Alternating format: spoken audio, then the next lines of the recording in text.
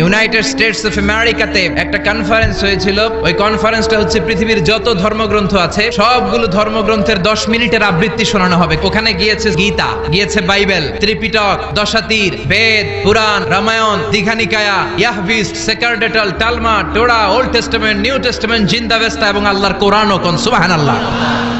এই কনফারেন্সের উদ্দেশ্য হচ্ছে এইটা চেক করা কোন বইয়ের আবৃত্তিটা বেশি সুন্দর লাগে। সব ধর্মের শায়েকরা, গুরুরা, ধর্মনানকরা আর ফাদাররা আর কারীরা বসেছে। বিচারকের সামনে একটা গ্রিন বাটন, একটা রেড বাটন। প্রথমে ডাকা হয়েছে শ্রীমত ভগবত গীতা। 10 মিনিট পড়েছে, পড়ার পরে বিচারক রেড বাটনে প্রেস করেছে, সময় শেষ, নেমে গিয়েছে। সব ধর্ম গ্রন্থের আবৃত্তি এবং তেলাওয়াতের পরে সর্বশেষে মুসলমানদের ধর্মগ্রন্থ কোরআন আবৃত্তি করার জন্য ডাকা হয়েছে। এসেছে মিশরের কারি আব্দুল বাসিত ইবনে আব্দুস সামাদ। উনি দাঁড়িয়ে রাখেন না, ক্লিন শেভ, পাতলা একটা চাদর আর জুব্বা পরে চলে এসেছে মাইকের সামনে। এসে আউযু বিল্লাহি মিনাশ শাইতানির রাজীম বলে টান দিয়েছে। উনি সূরা ফাতিহা পড়তে সময় নিয়ে নিয়েছে 13 মিনিট। শ্রীমত ভগবত গীতাওয়ালারা হাততালি দেয়, সময় শেষ, কোরআন গেছে। কিন্তু কি আজীব তামাশা, বিচারক তো লাল বাতি চাপে না।